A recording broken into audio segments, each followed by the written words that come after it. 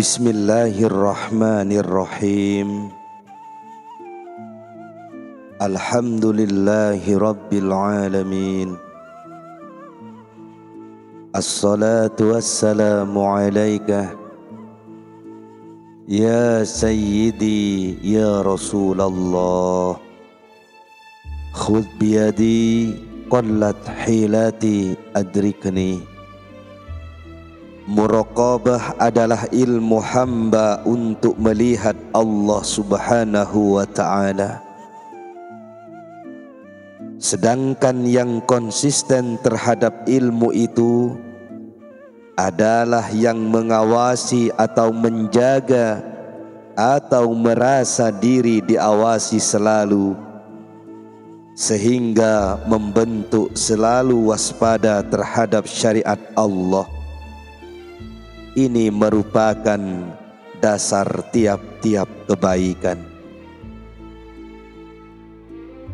Seseorang tidak akan sampai pada maqam muraqabah kecuali setelah menyelesaikan pengawasan pada dirinya sendiri.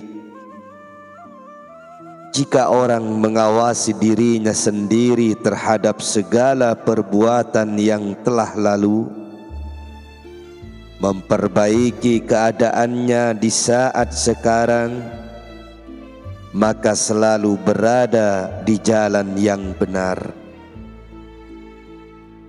Lalu mengadakan komunikasi baik dengan Allah Subhanahu wa ta'ala sambil menjaga hati. Memelihara nafas agar selalu terbuka hijab dengan Allah, bahkan memeliharanya dalam segala hal, maka dia akan mengetahui dengan mata batinnya bahwa Allah adalah zat yang maha pengawas dan zat yang maha dekat dengan hatinya. Orang seperti ini telah benar-benar yakin bahwa Allah melihat perbuatannya, mendengar ucapannya dan mengetahui gerak hatinya. Al-muraqabah adalah keabadian memandang dengan hati kepada Allah, yang diposisikan sebagai zat yang selalu mengawasi manusia dalam segala sikap, baik lahir maupun batin, baik tampak maupun tersembunyi. Karena itu Al-Jariri berpendapat, barang siapa yang tidak memperkuat takwa dan pengawasan antara dirinya dengan Allah Subhanahu wa ta'ala, maka dia tidak akan sampai pada maqam mukasyafah atau terbukanya tabir ghaib dan musyahadah atau persaksian dengannya. Wa kana Allahu ala kulli syai'ir rafiqa. Allah maha mengawasi segala sesuatu. Quran surat Al-Ahzab ayat 52. Diterangkan bahwa suatu ketika malaikat Jibril mendatangi Rasulullah dalam bentuk seorang laki-laki. Wahai Muhammad, apa makna iman? Tanya Jibril. Sesungguhnya iman adalah beriman kepada Allah Subhanahu wa ta'ala, para malaikatnya, kitab-kitabnya, para utusannya, dan takdir baik maupun buruk, serta manis atau pahit, jawab Rasulullah sallallahu alaihi wasallam.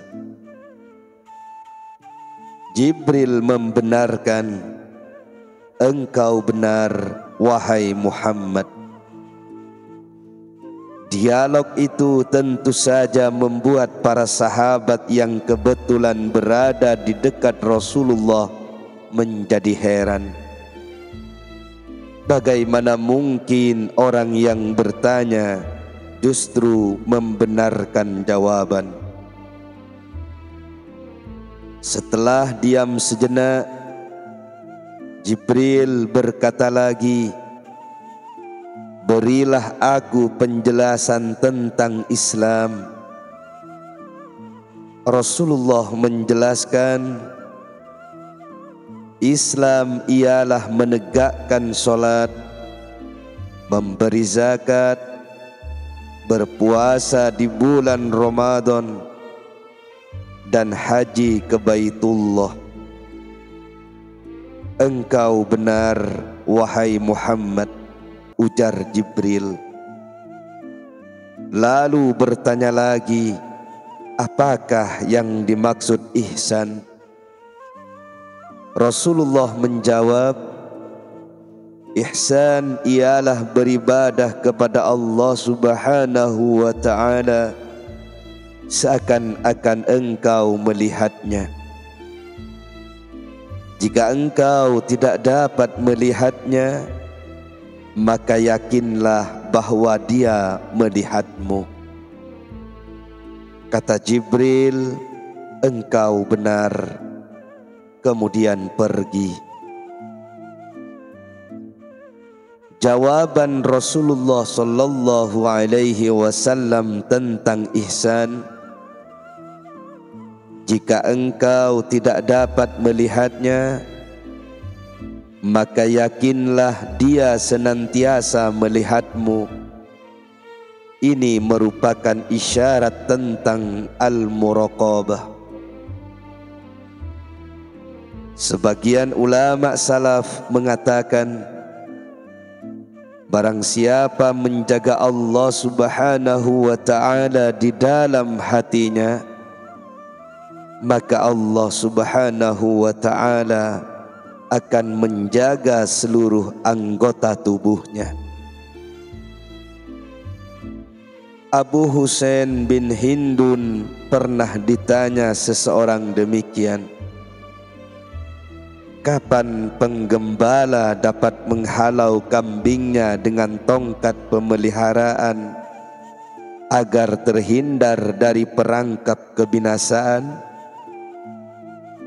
Maka Abu Husain menjawab, manakala dia mengerti bahwa di hadapannya terdapat Zat yang Maha mengawasi. Al-Junaid berkata,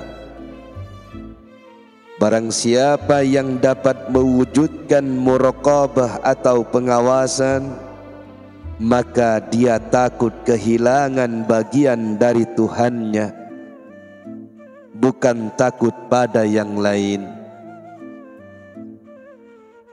Zunnun al-Misri menerangkan, yang dimaksud hubungan pengawasan adalah mementingkan sesuatu yang telah dipentingkan oleh Allah Subhanahu wa ta'ala, mengagungkan sesuatu yang telah diagungkannya. Ibrahim An-Nasr Abazi, raja atau pengharapan akan menggerakkan ketaatan. Khauf atau takut akan menjauhkan diri dari maksiat, dan muraqabah akan mengantarkan pada jalan hakikat. Ja'far bin Nasr pernah ditanya tentang muraqabah. Dia menjawab, menjaga hati untuk memandang Allah Subhanahu wa ta'ala dalam setiap gerakan. Ahmad Al-Jariri mengatakan, urusan kita dapat dibagi menjadi dua, yaitu konsisten diri di dalam pengawasan terhadap Allah Subhanahu wa ta'ala dan tertanamnya ilmu secara lahiriah. Menurut Abdullah Al-Murta'ish, yang dimaksud muraqabah adalah memelihara hati dengan memperhatikan Allah Subhanahu wa ta'ala dalam setiap langkah dan perkataan. Ibnu Atha pernah ditanya, sesuatu apakah yang paling utama daripada taat? Ibnu Atha menjawab, mengawasi Allah Subhanahu wa ta'ala sepanjang masa. Ibrahim Al-Khawwas menyatakan, pemeliharaan akan menyebabkan pengawasan, sedang pengawasan akan menyebabkan kemurnian rahasia atau sesuatu yang gaib dan yang terang-terangan karena Allah Subhanahu wa ta'ala. Abu Uthman Al-Maghribi berkata, ketetapan hati manusia yang paling utama adalah meneliti, mengawasi, dan menyiasati perbuatannya dengan menggunakan ilmu.